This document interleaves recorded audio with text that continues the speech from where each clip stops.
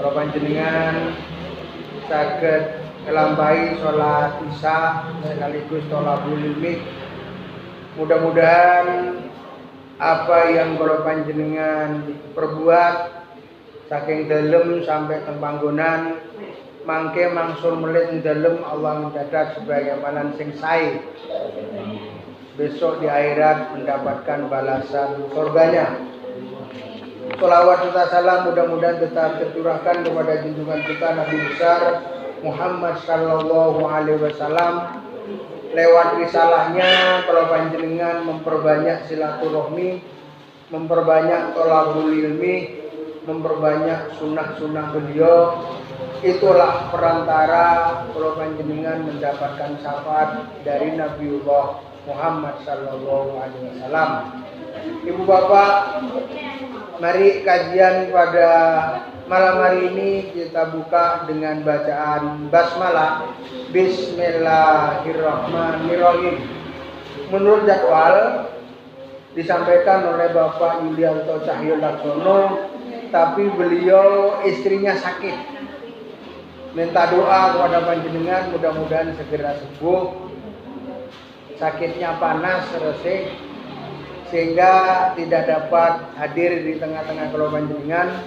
Alhamdulillah Ustadz Siswanto SE MM saking Nganjuk bersama kalau panjenengan.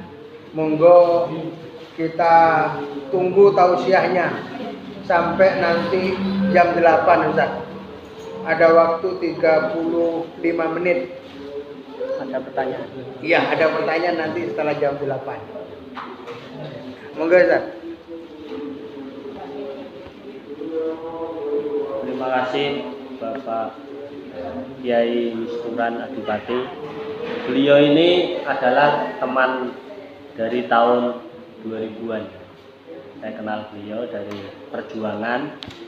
Jadi sangat tidak asing lagi untuk kegiatan-kegiatan seperti ini. Sebelumnya, Assalamualaikum warahmatullahi wabarakatuh.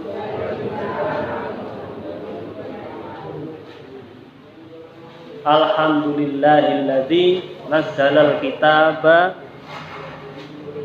bil haqqi asyhadu an la ilaha illallah wahdahu la syarikalah wa asyhadu anna Muhammadan abduhu wa rasuluh.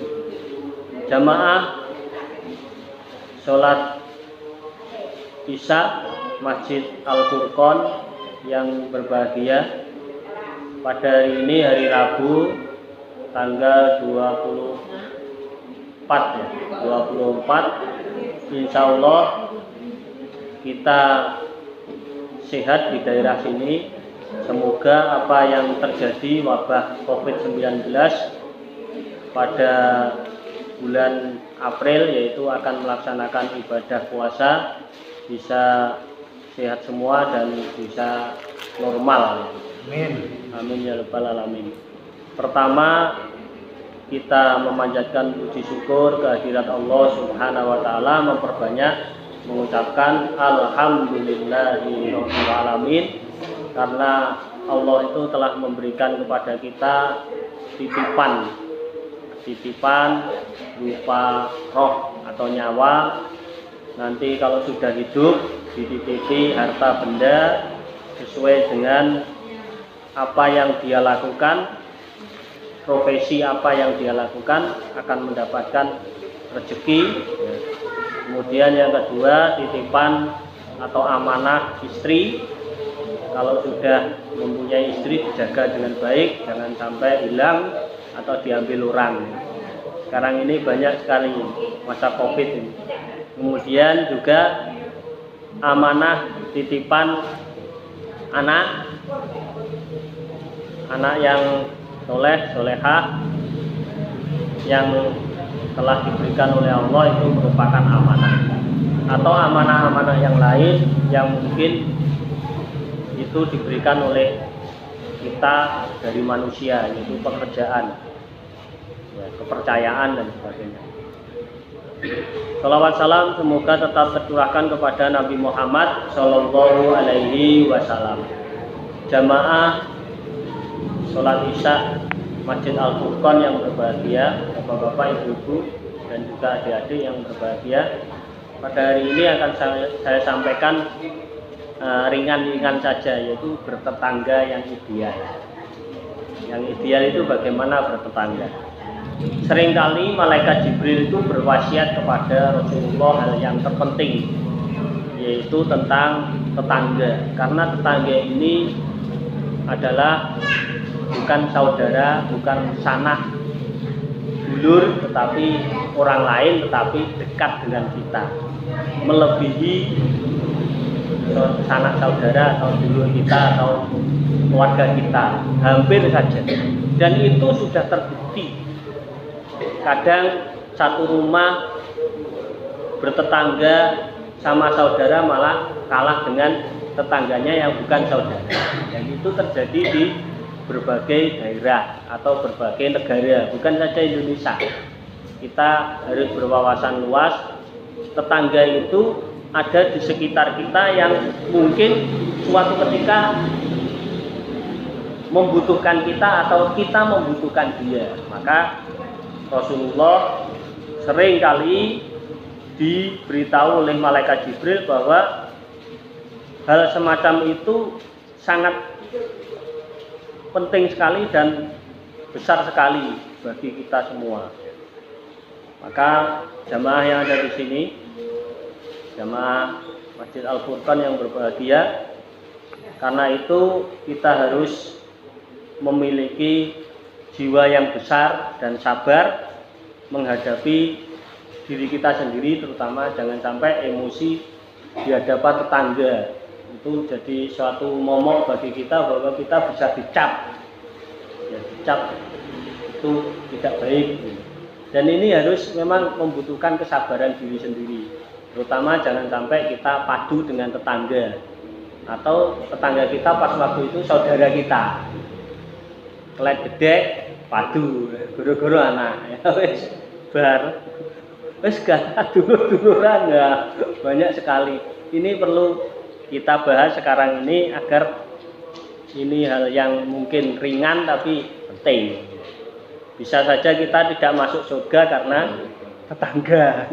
Sholat sregep, kerja sregep, sugih, tetanggane kaliren, nggak diapa-apain mati. Nah, kita dosa. Maka minimal kita silaturahim, lihat tetangga yang sakit, minimal itu. Kalau kita punya rumah gedung kemudian tidak pernah ke tetangga, minimal itu ikut arisan RT. Ya, tahu nanti akan RT atau RW menyampaikan ada sesuatu yang penting di dalam kelurahan atau orang-orang yang mungkin sakit. Kita nggak tahu beliaunya sakit, kita bisa jenguk bersama-sama. Kalau memang kita sangat sibuk, minimal arisan RT, minimal ya ikut seperti ini. Di sholat jamaah yang lebih baik itu. Oleh karena itu tetangga yang rumahnya dekat dengan rumah kita tidaklah sama dengan tetangga yang rumahnya jauh dari rumah kita. Hak-hak yang mereka miliki juga tidak sama. Demikian pula tetangga yang masih kerabat dekat tidaklah sama dengan hubungan kekerabatannya jauh. Begitu juga tetangga yang taat beragama tentu berbeda dengan tetangga yang fasik atau dolim yang suka menyakiti orang lain. Pertetanggaan itu tidaklah terbatas pada lingkungan tempat tinggal saja, melainkan juga meliputi tetangga pada lingkungan pekerjaan, pasar, masjid, dalam perjalanan, tempat belajar, dan sebagainya. Bahkan juga mengandung pengertian tetangga antar negara di sekitarnya. Jadi tetangga itu bisa negara-negara yang ada di sekitarnya. Di dalam Al-Quran surat An-Nisa ayat 36 yang artinya, dan sembahlah Allah dan janganlah kamu menyekutukannya dengan sesuatu apapun, dan berbuat baiklah kepada kedua orang ibu bapak, karib kerabat, anak-anak, yatim, orang-orang miskin, tetangga yang dekat dan tetangga yang jauh. Di sini di Al-Quran jelas bahwa kita harus berbuat baik dengan mereka. Tetangga itu tidak hanya dekat rumah atau saudara atau tidak, itu harus ada sesuatu yang lain daripada yang lain. Maksudnya tetangga dekat dan jauh itu harus lain. Di sini sudah disampaikan. Jadi kita melakukan hal yang terbaik bagi hidup itu tidak hanya ibadah dan bekerja orang kaya, enggak, tetangga juga perlu kita silaturahmi ini minimal di telepon atau WA. Enggak. Suatu ketika kan kita butuh. Suatu ketika kita butuh. Jangan kita melihat tetangga kita yang mungkin di bawah kita enggak aro-aro atau enggak silaturahmi. Minimal arisan RT itu ya, bagus itu bulan sekali itu.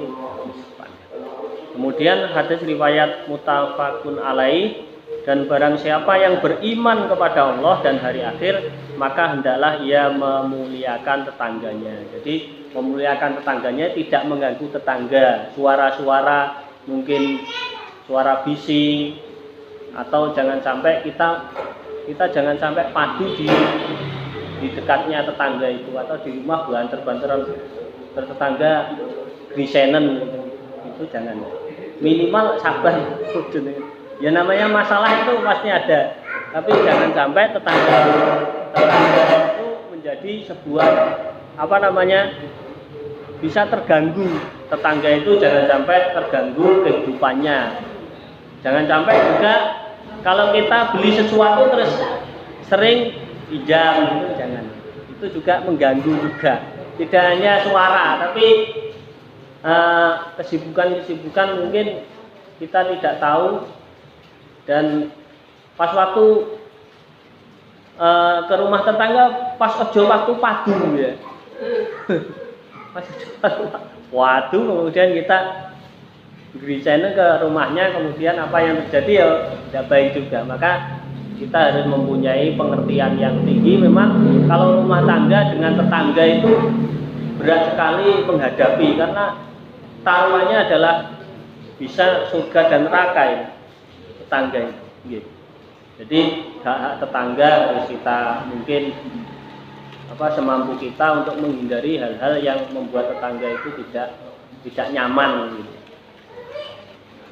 Jadi memuliakan, maka wajib bagi kita semua memuliakan tetangganya dan berbuat baik kepadanya. Itu semua merupakan pengertian tentang hak tetangga dan anjuran untuk menjaganya.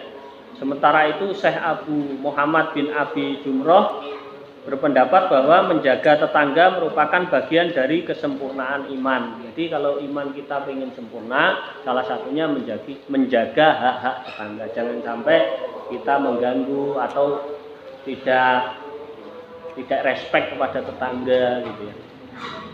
Pendapat kedua ulama tersebut selaras dengan sabda Rasulullah Shallallahu Alaihi Wasallam tentang kewajiban seorang muslim atas muslim lainnya, yaitu di dalam hadis riwayat Muslim yang artinya hak seorang muslim yang wajib ditunaikan muslim lainnya ada 6. Ditanyakan sahabat, apa saja hal itu wahai Rasulullah? Beliau menjawab, apabila kamu bertemu dengannya maka ucapkan salam kepadanya. Minimal kalau bertemu itu salam. Assalamualaikum Pak D, Mbak. Jangan sampai hei monggo. Itu juga boleh, tapi yang bagus itu assalamualaikum. Berusaha. Assalamualaikum. Dilihat dia sering sholat enggak. Kalau sholat assalamualaikum. Kalau mungkin enggak sholat ya monggo Mbah. Kan repotan juga. Kan orang Islam, bedanya orang Islam dengan orang yang tidak Islam itu kan sholat. Jangan lupanya. Masuk neraka surga itu keinginan kita semua, pengen surga, pengen nyaman, pengen kaya, dunia akhirat, pengen kerja enak, punya istri, punya anak, punya keluarga itu pengen, tapi pengennya dilakoni enggak. Pengen kabeh. Nah, kalau pengen akhirat ya sholat itu salah satu cirinya orang muslim. Kalau ketemu orang muslim yang sholat ya assalamualaikum, nggak apa-apa. Kalau yang kita tahu monggo itu nggak apa-apa kalau menurut saya, karena kan tandanya orang Islam dan beda. Ya kita terserah kita, tapi itu adalah aturan agama. Tidak boleh, kafe nggak boleh. Dosa. Ya terserah orangnya, haknya orang, tapi yang penting sholat, terutama sholat jamaah. Bapak Ibu ya, jamaah di sini. Karena Rasulullah pernah menyampaikan itu kalau dekat masjid kemudian nggak jamaah, kata Rasulullah dibakar rumahnya. Tapi itu harusnya orang-orang sudah imannya kuat. Kalau belum kuat juga boleh, dilarang malah. Jadi seperti imannya di sekitar sini bagus, dikelola dengan bagus, imannya kuat-kuat semua, tahu bahwa Allah Rasulnya itu adalah harus ditaati, maka ada satu yang dia tidak taat, maka boleh itu. Hadis itu bisa dilakukan, tapi kan kejam, nggak boleh. Tapi kalau yang seperti ini ya nggak boleh. Hadis itu dilihat tempatnya. Kalau tempatnya di Rasulullah itu kan dilakukan tenang, tegas. Tapi kalau di sekitar sini terus imannya kadang beliut, kadang enggak, jangan ya. Penempatan hadis itu jangan seperti orang-orang yang punya paham harus dibakar, nggak boleh. Nggak boleh. Itu lihat-lihat keadaan. Imannya sekitarnya itu bagus atau enggak. Kalau imannya masih beliut-beliut, masih sholat ora ya kita beritahu, nasihati terus. Maka bertetangga itu baik sekali. Harus berbuat yang bagaimana baiknya. Ucapkan salam. Apabila dia memandangmu, maka jawablah undangannya. Mengundangmu, maka jawablah undangannya. Kalau kita diundang itu ya jangan delik ya. Mantenan itu, walaupun nggak punya uang ya teko ae gak apa-apa. Kan nggak mesti kayak duit dong. Asline ini adat. Menikah itu kalau kayak amplop itu kayaknya nggak sek. Sebenarnya enggak. Rasulullah itu enggak pernah memberi taukan karena adab mungkin ya Pak ya. Rasulullah itu kalau menikah itu mengundang itu orang-orang nggak nggawa apa-apa. Ya hadiah tidak apa-apa, tapi bukan uang. Terserah bisa memberi hadiah atau tidak. Tekotok seneng tak jane gitu. Jadi kalau orang Bapak ini kan Pak Kiai Misturan ini kan yang mengakadkan akad nikah itu. Menyampaikan akad nikah. Biasanya kan jadi adat istiadat, tapi ya biasa ya. Tapi harus datang. Karena undang-undangan itu penting. Tapi kemudian ada undangan. Nah ini yang jadi masalah. Ada paham yang ada undangan tahlil bagaimana? Kalau menurut beberapa tokoh itu datang tidak apa-apa. Kemudian diam saja tidak apa-apa. Kan saat ngomong-ngomong saling kenal tidak apa-apa. Kemudian dikai sego, dikai pulang tidak apa-apa. Atau juga minta mohon maaf ya, saya tidak bisa bukan apa-apa. Minta jangan sampai meneng-menengan diundang terus kemudian meneng gitu. Nah, nanti dibenci. Ya ngomong itu terus terang. Ada yang ngomong, Pak, mohon maaf ya, saya ada sesuatu, mohon maaf nggak bisa hadir, itu nggak apa-apa. Atau kita hadir diam saja, apa. Tapi itu paham yang pemahaman beberapa tokoh. Atau juga bilang kalau bisa, atau kita nutup lawan. Terserah lah. Pokoknya ada undangan kalau bisa, tidak ada udzur mendatangi kalau bisa. Biar silaturahim itu yang dijaga. Apabila dia meminta nasihat kepadamu, maka berilah nasihat. Kalau kita meminta nasihat, ada orang yang dinasihati, tapi jangan banyak nasihatnya. Nasihatnya jangan sampai membuat orang marah dan sebagainya. Kalau tidak minta ya jangan dinasihati. Semeneng ae ngapain yang menang. Nyampo ngomongin sing enggak perlu umpama. Kalau dia datang minta nasihat, kita nasihati. Bagaimana persoalannya, terutama tetangga, Bapak Ibu ya. Tetangga kita yang mungkin minta nasihat, kita nasihati. Yang baiknya. Jangan membuat orang kecewa ya. Apabila dia bersin lalu memuji Allah, maka doakanlah dia. Alhamdulillah, terus yarhamukallah, terus yahdi bikum. Apabila dia sakit maka jenguklah. Nah ini kalau orangnya kaya raya, gedung bertingkat, kemudian ada tetangga sakit itu ya sak repotan. Suhu ibu kemudian bagaimana caranya ya mintanya pada RT. Pak RT ditelepon, Pak RT kemarin ada yang sakit enggak bulan ini? Ada. Wis kita duit, enggak apa-apa, kita duit toh. Enggak bisa saya sibuk, enggak apa-apa.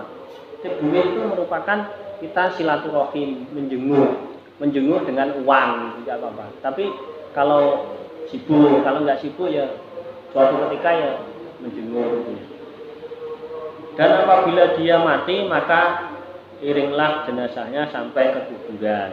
Jadi ini yang pernah saya ceramahkan di YouTube itu, orang yang sholat itu disolati, Bapak Ibu itu. Prinsip saya loh ya. Kalau nggak sholat kita tahu bahwa dia nggak sholat, jangan disolati. Kalau kalau jenengan terserah.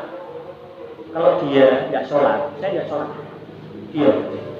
Pokoknya yang penting saya melayat sampai rumah, sampai kuburan, saya ikut pulang. Doakan, saya tidak doakan. Saya diam saja. Karena apa maksudnya? Allah itu tidak pernah didatangi. Rasulullah itu pernah mendoakan pamannya, itu tidak boleh sama Allah. Maka turun ayat berapa itu? Al-Quran surat apa itu? Tidak boleh mendoakan. Tidak kenal Allah. Allah tidak kenal. Ini penting, tegas di masyarakat, tapi masyarakat juga diberitahu yang baik. Silahkan sholat, ngajak sholat. Kalau kita membuat orang kecewa, tapi kita tidak menasihati, tidak boleh juga. Makanya yang lebih baik sekali kita ini hati-hati kepada tetangga kita sekitar. Kalau kita tidak pernah lihat dia mengerjakan ibadah ya, maksud sih umpama saya sekolah, jenengan tidak sekolah, saya maksud minta rapor kepada kepala sekolah saya, gak masuk akal. Sholat itu sama dengan sekolah Bapak Ibu, atau masuk kerja. Nanti jenengan itu kerjanya jenengan untuk akhirat itu diberi. Di Al-Quran ada dagangan, kita itu berdagang kepada Allah. Dagangan itu amal ibadah.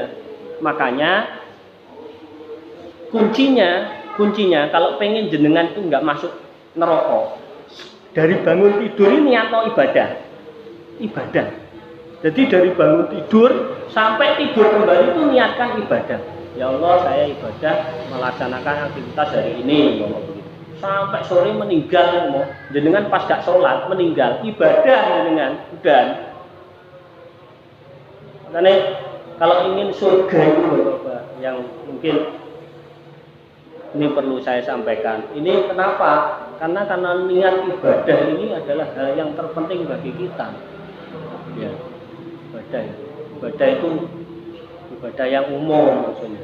Kalau ibadah khusus ada hal-hal yang perlu dilakukan, seperti sholat kan ada wudunya, ada menurut Nabi Muhammad itu dengan Isra Mi'raj yang kemarin itu ada peringatan itu tanggal berapa itu? 11 Maret 2021 kan Isra Mi'raj.